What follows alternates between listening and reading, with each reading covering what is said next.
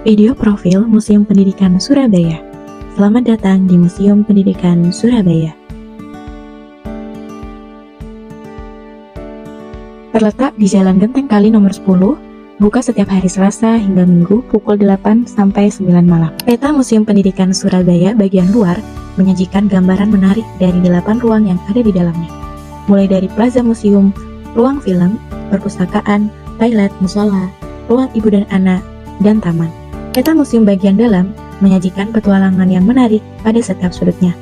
Diawali dengan resepsionis, zona praaksara, zona diorama praaksara, zona kerajaan, zona diorama kerajaan, zona kolonial, ruang seminar, zona Surabaya, zona kemerdekaan, dan kantor pengelola. Jangan lupa untuk membeli tiket secara online di tiketwisata.surabaya.go.id. Berikut cara memesan tiket masuk Museum Pendidikan Surabaya.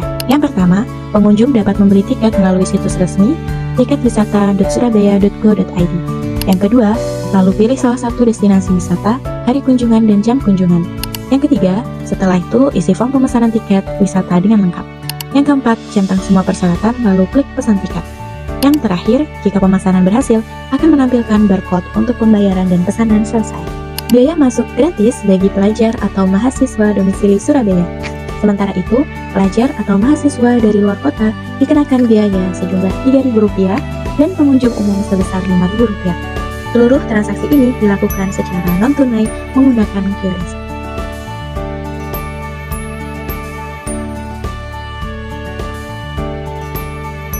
Museum Pendidikan Surabaya merupakan museum tematik yang menyimpan bukti material pendidikan pada masa praaksara, masa klasik, masa kolonial, dan masa kemerdekaan. Diresmikan pada tanggal 25 November 2019, museum ini didirikan sebagai langkah pelestarian sejarah dan budaya bangsa dengan tujuan untuk mendukung kegiatan edukasi, riset, dan rekreasi di kota Surabaya.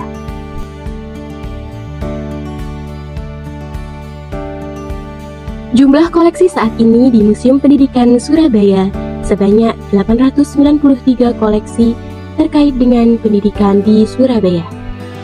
Di era kolonial Belanda, Ki Hajar Dewantara mendirikan sekolah taman siswa dan menjadi pelopor gebrakan sekolah liar di berbagai pelosok. Adanya politik etis di Eropa membuka harapan pendidikan yang lebih baik dan perlahan banyak bermunculan aktivis yang berjuang melawan kolonialisme. Kemudian di era kolonialisme Jepang, sistem pendidikan mulai ada perbaikan. Masa saat Indonesia merdeka, harus membangun sistem pendidikan baru yang mampu mengatasi warisan kolonial, kekurangan infrastruktur, dan tantangan ekonomi sambil merangkul keberagaman budaya. Ini adalah tugas yang sangat berat, namun sangat penting untuk masa depan bangsa. Mesin ketik Royal pernah digunakan SMA Negeri 5 Surabaya pada tahun 1955.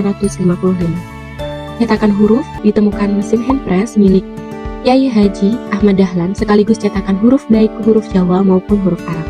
Mesin handpress Kyai Haji Ahmad Dahlan adalah tokoh pergerakan yang juga aktif di dunia pendidikan. Mesin handpress buatan Tiongkok ini milik Kyai Haji Ahmad Dahlan yang digunakan di percetakan Muhammadiyah di Karangkajen, Yogyakarta. Kamus Dasar Bahasa Belanda. Kamus Bahasa Belanda dengan judul Verklaren Han Woordenboek der Nederlandse Taal, Dutch, tahun 1970. Alat cetak foto. Mesin proyektor yang digunakan kegiatan ekstrakurikuler. Hibah dari SMA Trimurti Surabaya. Di ruang pameran masa kemerdekaan, pengunjung dapat menemukan berbagai koleksi bersejarah yang didapatkan dari kolektor dan menggambarkan perkembangan pendidikan dari masa ke masa. Dari mulai mesin ketik, tas sekolah, alat praktikum, majalah, sertifikat, hingga buku pelajaran klasik yang pernah digunakan oleh siswa di zaman kolonial. Sabak.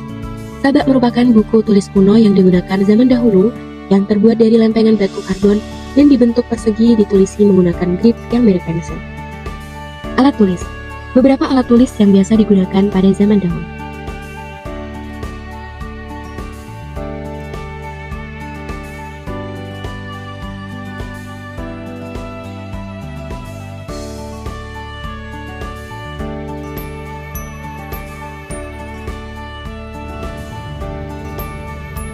Kamera analog, kamera yang digunakan untuk ekstrakurikuler fotografi.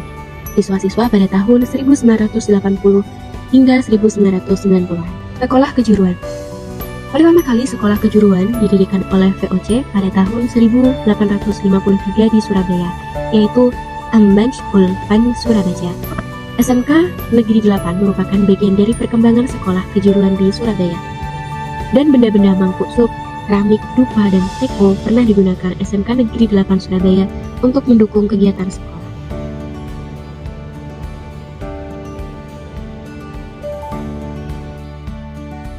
Di seberang gedung pameran, terdapat ruang film, toilet, musola, dan ruang laktasi.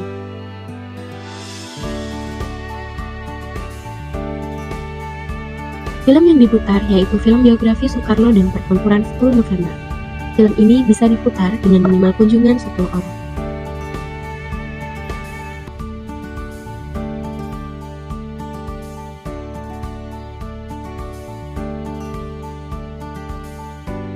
Selain ruang pameran utama, museum ini memiliki fasilitas pendukung seperti ruang perpustakaan kecil yang hanya dibuka setiap hari Rabu sampai Kamis dan Sabtu sampai Minggu pada pukul 8 hingga 4 sore waktu Indonesia Barat. Perpustakaan ini ditujukan untuk pengunjung yang ingin membaca buku khususnya yang berkaitan dengan pendidikan dan sejarah.